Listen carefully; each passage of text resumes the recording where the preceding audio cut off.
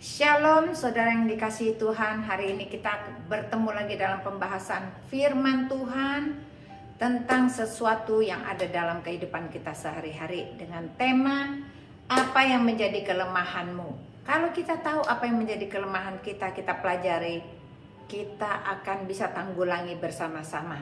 Tapi sebelum saya akan membahas lebih dalam lagi, mari saya ajak kita semuanya berdoa terlebih dahulu. Bapa dalam surga, terima kasih.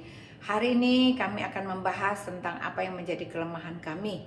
Kami seringkali takut, kami seringkali putus asa, seringkali tidak sabar. Oleh karena itu Tuhan, biarlah melalui pembahasan firman hari ini, kami diberi kekuatan dan jalan keluar akan segala apa yang harus kami lakukan. Kami percaya di dalam nama Yesus, Engkau menyertai kami dan memimpin kehidupan kami dalam nama Yesus. Haleluya. Amin. Puji nama Tuhan. Ternyata dalam kehidupan kita seringkali terbawa oleh perasaan kita. Kita terombang-ambing dari perasaan senang, perasaan sedih, perasaan gembira, perasaan sendiri, merasa kesepian. Kita selalu diliputi oleh perasaan-perasaan yang ada mempengaruhi hati kita setiap hari. Tahukah, Tuhan selalu berkata begini, jangan kita tergantung oleh apa yang kita lihat, tetapi biarlah hati kita terikat akan segala sesuatu yang kita tidak lihat. Kenapa? Karena segala sesuatu yang kita lihat ini bisa mempengaruhi hati kita, bisa membuat engkau down, bisa membuat engkau putus asa, bisa membuat engkau ragu-ragu. Tetapi Tuhan berkata, pegang firman Tuhan, pegang erat-erat. Maka yang terjadi adalah kekuatan, roh hikmat, roh wahyu, the power inside you. Oleh karena itu, hari ini kita belajar bagaimana cara menanggulangi ketiga hal ini. Baik, kita akan lihat ayat yang kita akan baca berikut ini. Ulangan 31 ayat 6 berkata begini, kuatkan dan teguhkanlah hatimu, janganlah takut, jangan gemetar, karena mereka, yaitu musuh-musuh, sebab Tuhan Allahmu, dialah yang berjalan menyertai engkau. Ia tidak akan membiarkan engkau dan tidak akan meninggalkan engkau. Ayat ini diberikan kepada siapa? Yosua. Yosua saat Musa meninggal, dia sangat-sangat takut karena dia harus memimpin bangsa Israel keluar dari Mesir. Banyak hal yang Tuhan lakukan nanti buat Yosua. Ya, pada saat perjanjian lama di kitab Ulangan, Tuhan ini berkata kepada Musa. Karena Musa yang memimpin orang-orang Israel keluar dari Mesir. Dan saat itu, saat yang sangat-sangat krusial, karena banyak orang Israel dibawa keluar dari Mesir, menolak dan marah. Di saat itulah Musa merasa down, dia merasa takut, tetapi Tuhan berkata, kuatkanlah dan teguhkanlah hatimu. Jangan takut karena mereka. Siapa mereka? Mereka-mereka yang gak suka sama kita. Mereka-mereka yang ingin tekan kita dan menindas kita, menganiaya kita, mungkin dalam perkataan, dalam perbuatan. Ingat, Tuhan selalu berkata, jangan takut, teguhkanlah hatimu. Percayalah, Tuhan sekali-kali tidak pernah meninggalkan engkau. Ayat selanjutnya, Yosua 1 ayat 9 berkata begini, bukankah telah kuperintahkan kepadamu, kuatkan dan teguhkanlah hatimu. Janganlah kecut dan tawar hati, sebab Tuhan Allahmu menyertai engkau kemanapun engkau pergi. Pada saat Musa itu meninggal, Musa meninggalkan heritage untuk membawa keluar dari Mesir orang-orang Israel masuk ke dalam tanah Kanaan, dan itu digantikan oleh Yosua. Pada saat Yosua menerima mandat ini, dia merasa takut, kecut hatinya karena dia harus membawa orang begitu banyak. Mungkin dia bilang, aduh aku nih sendirian, mana bisa bawa orang sebanyak ini. Mereka juga bukan orang yang taat, orang-orang yang suka rebel, yang suka ngelawan. Bagaimana Tuhan? Nah, pada saat Yosua merasa sangat takut, Tuhan Allah Bapa berkata, kuatkan dan teguhkan hatimu. Kata-kata yang sama yang diberikan kepada Musa diberikan juga kepada Yosua. Dengan maksud apa? Supaya rencana Tuhan terjadi buat bangsa Israel, yang akhirnya bangsa Israel bisa menaklukkan orang-orang yang tinggi dan raksasa, bangsa Enak, dan mereka bisa mengambil kota demi kota. Karena Yosua percaya akan firman bahwa kuatkan dan teguhkan hatimu. Aku sekali-kali tidak meninggalkan engkau, karena Tuhan berjalan bersama denganmu. Tuhan berjalan bersama dengan kita. Siapa takut? Mari, apa sih yang membuat kita selalu ragu-ragu akan perintah Tuhan? Apa yang menyebabkan engkau tidak punya damai sejahtera? Apa yang membuat engkau merasa ragu? Apa yang membuat engkau down dan stres? Ternyata hal yang pertama sekali, kita seringkali dikuasai oleh perasaan kita. Bolehkah kita merasa sedih dan merasa senang? Merasa Tuhan bilang gak salah. Tidak salah. Orang bilang di dalam kitab Amsal dikatakan setiap orang mempunyai waktunya. Pengkhotbah mengatakan di kitab Salomo yang Salomo bikin, setiap orang ada waktunya sedih, ada waktu senang, ada waktu gembira, ada waktu dia sendiri, ada waktu dia bersama-sama. Nah, Tuhan memberikan perasaan itu kepada hati kita, dan itu wajar. Tetapi kita harus ingat, perasaan kita tidak boleh menguasai seluruh tubuh kita sehingga firman Tuhan dikalahkan oleh perasaan kita. Karena firman Tuhan berkata, engkau harus mengutamakan firman Tuhan di atas perasaan kita. Tapi bisakah kita percaya bahwa Tuhan itu di atas semua perasaan-perasaan kita? Mari kita lihat ayatnya. Ratapan 3 ayat 57 berkata begini, engkau dekat tak kala aku memanggilmu. Engkau berfirman, jangan takut. Pada saat kita terbawa oleh perasaan, kita merasa bahwa Tuhan jauh dari kita. Kita merasa Tuhan begitu jauh sampai kita harus berteriak minta tolong. Padahal firman Tuhan berkata, kuatkan dan teguhkan hatimu, aku gak kemana-mana, aku ada bersama dengan engkau. Berarti perasaan kita yang membuat kita takut itu kadang-kadang tidak relevan dengan Alkitab. Karena Alkitab berkata, aku berdiri di depan pintu dan mengetuk pintu, dan barang siapa yang membukakan pintu hatinya, aku akan masuk, duduk, makan bersama dengan dia, dia bersama dengan aku. Berarti kita nggak sendirian. Pada saat pagi hari Tuhan duduk bersama dengan kita di hadapan kita. Kita bisa cerita semua persoalan kita. Siang hari Tuhan juga bersama dengan kita. Sore hari bersama dengan kita. Malam hari bersama dengan kita. Apakah sekarang kau mengerti? Sekali-kali Tuhan tidak pernah meninggalkan kita. Sudahkah engkau memanggil namanya? Pagi hari, siang hari, sore hari, dan malam hari. Pada saat engkau mengerti, hatimu ada Yesus di dalam. Perasaan takut dan hatimu yang suka ragu-ragu, yang kecut dan tawar hati, Tuhan sendiri yang akan memberikan jaminan. Jangan takut, teguhkan, kuatkan dan teguhkan hatimu, karena dia ada bersama dengan kita pagi, siang dan malam. Jawaban yang sangat pasti, engkau harus mengerti. Panggil nama Yesus. Panggil nama Yesus. Pagi hari, siang hari, sore dan malam hari. Maka engkau akan diluputkan dari perasaan takutmu. Engkau akan diluputkan dari sifatmu yang ragu-ragu. Engkau akan diluputkan dari segala mara bahaya. Karena Tuhan ada di hatimu, menyertai engkau dan tidak akan pernah keluar dari hati kita.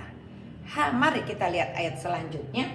Yohanes 6 ayat 19 sampai 20 berkata begini.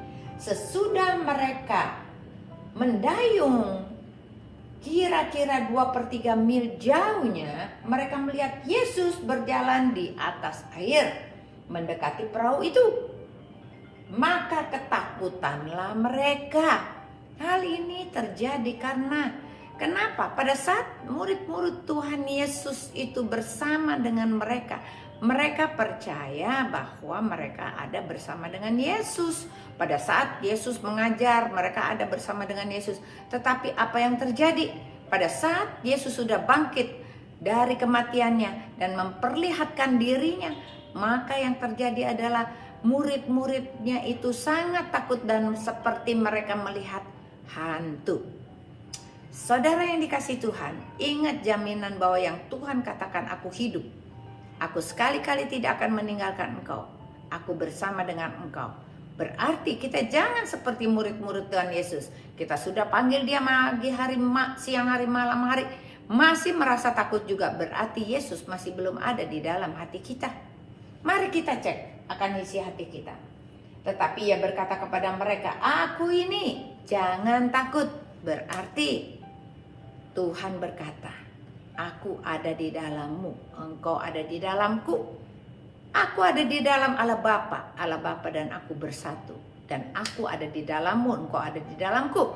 Berarti kita pun bersatu dengan Tuhan Yesus. Kalau kita bersatu seperti ini, siapakah yang menjadi lawan kita? Tidak ada. Oleh karena itu, mari jangan kembali kepada masa-masa di mana engkau tidak mengenal Tuhan. Tapi biarlah engkau tidak lagi dipengaruhi oleh perasaan-perasaanmu itu.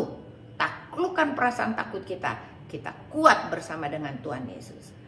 Hal yang kedua yang sering menjadi kelemahan daripada kita, umat Tuhan, orang-orang yang percaya, yaitu gampang putus asa.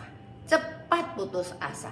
Kalau ada masalah, aduh aku udah gak tahu jalan keluar. Aduh gimana. Kita seringkali berkeluh kesah. Mari kita lihat ayatnya. Ayub 23 ayat 16 berkata begini. Allah telah membuat aku putus asa. Yang Maha Kuasa telah membuat hatiku gemetar. Mazmur 34 ayat 18 berkata, apabila orang-orang benar itu berseru-seru, maka Tuhan mendengar dan melepaskan mereka dari segala kesesakannya. Yeremia 29 ayat 11 berkata, sebab aku ini mengetahui rancangan-rancangan apa yang ada padaku mengenai kamu. Demikianlah firman Tuhan, yaitu rancangan damai sejahtera dan bukan rancangan kecelakaan untuk memberikan kepadamu hari depan penuh harapan. Tuhan berjanji memberikan engkau hari depan penuh harapan, bukan rancangan kecelakaan. Oleh karena itu jangan cepat putus asa.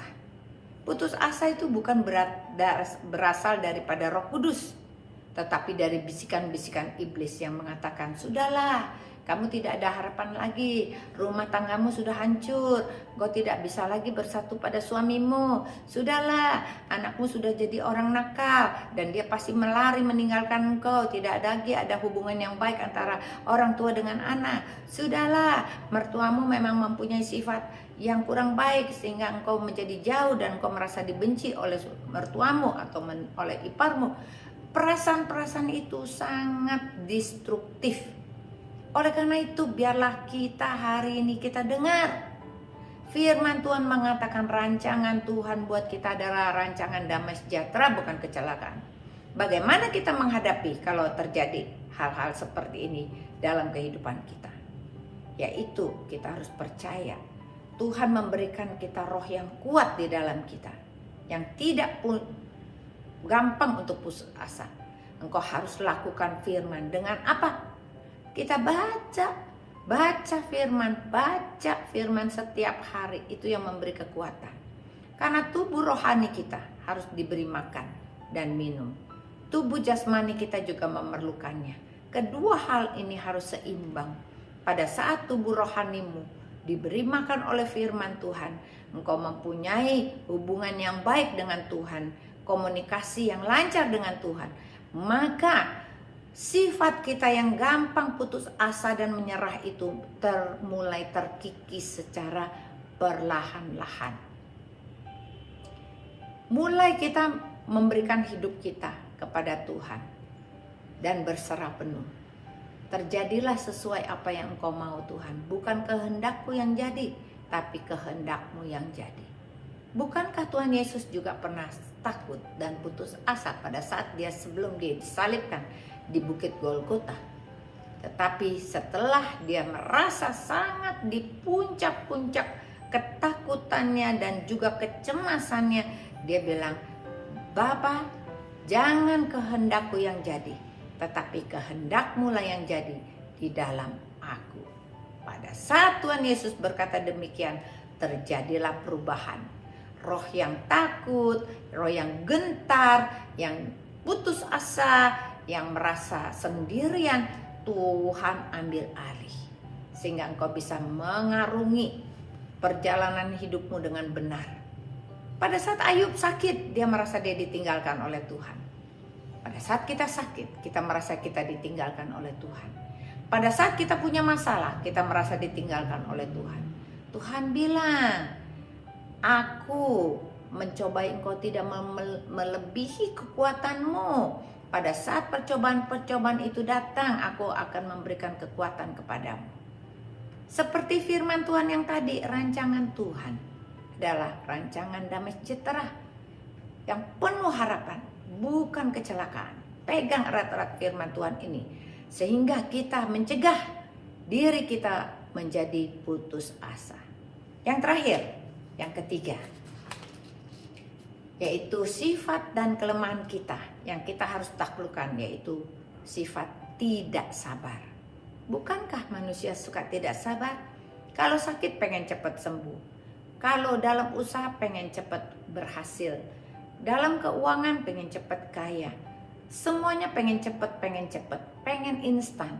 Tetapi Tuhan berkata, nggak ada yang instan. Oleh karena itu kita harus belajar untuk bersabar dengan mencocokkan waktunya Tuhan. Kita lihat ayatnya. Mazmur 27 ayat 14 berkata begini, nantikanlah Tuhan, kuatkan dan teguhkanlah hatimu. Ya, nantikanlah Tuhan. Roma 12 ayat 12 berkata, bersukacitalah dalam pengharapan, sabarlah dalam kesesakan, dan bertekunlah dalam doa. Yakobus 1 ayat 4. Dan biarlah ketekunan itu memperoleh buah yang matang, supaya kamu menjadi sempurna dan utuh dan tidak kekurangan sesuatu apapun. Berarti dalam setiap persoalan kita menantikan Tuhan. Nantikanlah Tuhan. Berarti kita tidak boleh berhenti berdoa. Pada saat kita menantikan Tuhan, Tuhan akan dengan sendirinya waktunya Tuhan datang menolong kita. Dan kita seharusnya di dalam segala menghadapi masalah, di dalam kelemahan kita harus bertekun di dalam kesesakan kita. Karena badai pasti berlalu. Tidak selamanya hujan, tidak selamanya badai. Matahari akan bersinar lagi dalam kehidupanmu. Kita tinggal tunggu waktunya. Jadi bersukacita dalam pengharapan berarti kita menantikan dengan sabar. Jangan kita buru-buru. Waktu Tuhan tidak bisa diburu-buru.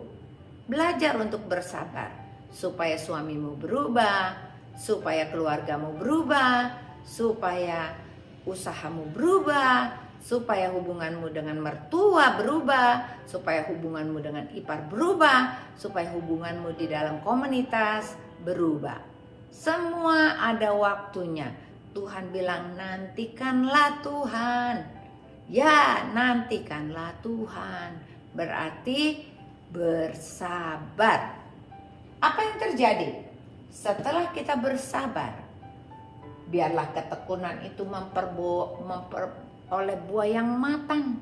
Berarti pada saat kita bersabar menunggu waktunya Tuhan, maka Tuhan akan memberikan kepadamu buah yang manis. Hubunganmu dipulihkan, hubungan suami istri dipulihkan, hubungan orang tua dengan anak dipulihkan, hubungan dengan mertua dipulihkan, hubungan pelayanan dengan pimpinan dipulihkan, dalam pekerjaan dipulihkan. Semua Tuhan pulihkan tepat pada waktunya. Cuma kita jangan mundur dari pelayanan kita, jangan mundur dari gereja, jangan mundur untuk mengasihi. Pada saat kita bertekun dalam kesesakan, kita membalas kejahatan dengan kebaikan. Kita memberikan perhatian yang lebih, jangan dibalas. Tetapi karena kita sedang menantikan buah yang matang ini, maka kita terus melakukan ini karena kita mengasihi Tuhan. Orang yang mengasihi Tuhan akan lebih lagi dikasihi oleh Tuhan dan akan menerima buah yang matang sehingga hidupmu diubahkan. Roh Kudus bekerja dalam hatimu dan kau tidak pernah akan takut lagi. Kau tidak lagi dikuasai oleh perasaanmu. Kau tidak lagi cepat putus asa dan engkau menjadi orang yang sabar menantikan Tuhan. Baik, mari kita ajak berdoa. Kita tutup firman Tuhan ini dalam nama Yesus. Bapa, terima kasih untuk firman-Mu, ya dan amin. Termeterai sempurna dalam hati kami. Apa yang menjadi kelemahan kami, yaitu ketakutan karena dikuasai perasaan, cepat putus asa, dan tidak sabar, Tuhan akan kikiskan semua, buang dalam nama Yesus. Kami digantikan dengan roh yang kuat, roh yang sabar, yang siap selalu menantikan Tuhan pada waktunya. Kami percaya pada saat kami takut, kami diberi kekuatan oleh Engkau karena Engkau ada di dalam kami. Pada saat kami putus asa, Engkau selalu berkata, Tuhan punya rencana yang indah dalam kehidupan kami untuk memberikan masa depan penuh harapan. Dan pada saat kami tidak sabar, Tuhan berkata, bertekunlah dalam kesesakan, maka Engkau akan menerima buah yang manis, yaitu jawaban Tuhan yang Tuhan berikan tepat pada waktunya. Terima kasih untuk firman-Mu, meteraikan semuanya ini di dalam nama Tuhan Yesus. Kita semua yang sudah diberkati Tuhan katakan amin. Puji nama Tuhan. Tuhan Yesus memberkati.